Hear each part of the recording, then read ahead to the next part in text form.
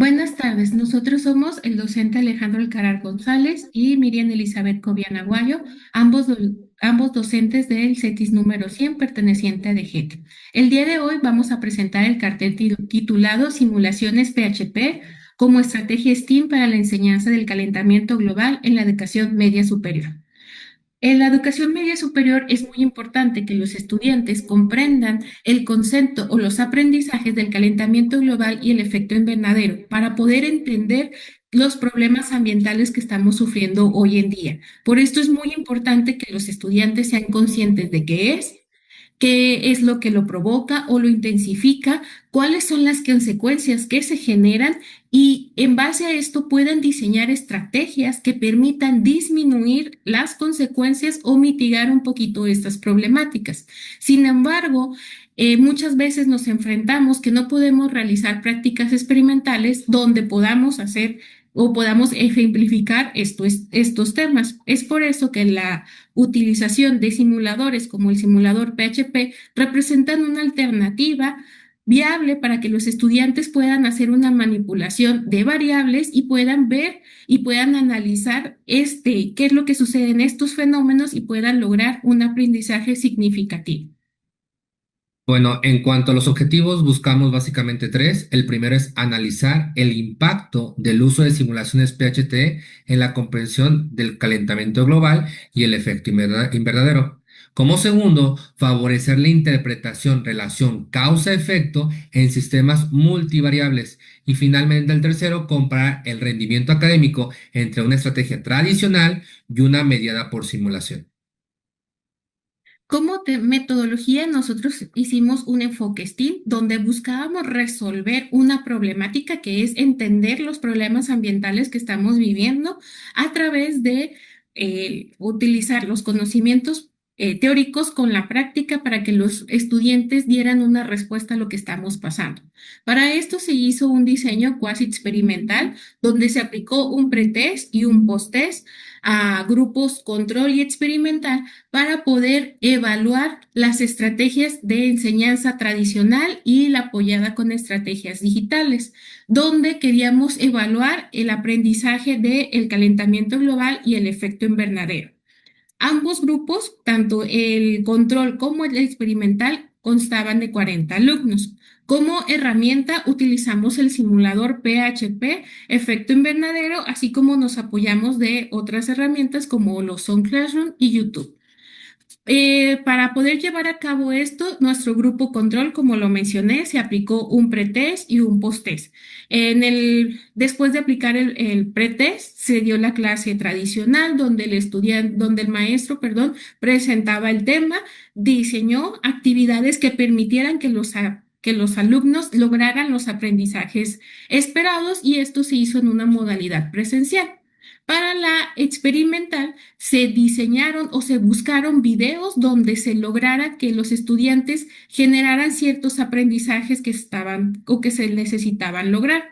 Se diseñaron actividades que permitieran rescatar los conocimientos más importantes de estos videos. Posteriormente, se utilizó una práctica a través del simulador PHP, donde los estudiantes pudieron explorar diferentes modelos, como es el de ondas y el de capas, donde en estos modelos ellos pudieron jugar con las variables de concentración de gases de efecto invernadero, intensidad solar y el efecto albedo. Y estos los podían poner como baja, media y alta. Y a través de las diferentes épocas del año podían ver cómo al jugar con estas variables íbamos a ver un aumento o una disminución en la temperatura.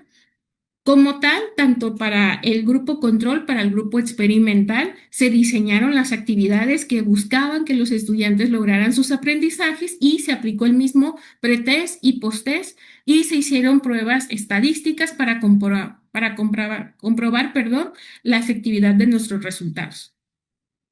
Bueno, en cuanto a los resultados, si vamos primero a explicar un poquito el gráfico, tenemos que su título es comparación de pretest y posttest con desviación estándar. En el eje Y vamos a encontrar calificación promedio grupal y en el eje X vamos a encontrar grupos y momentos de evaluación.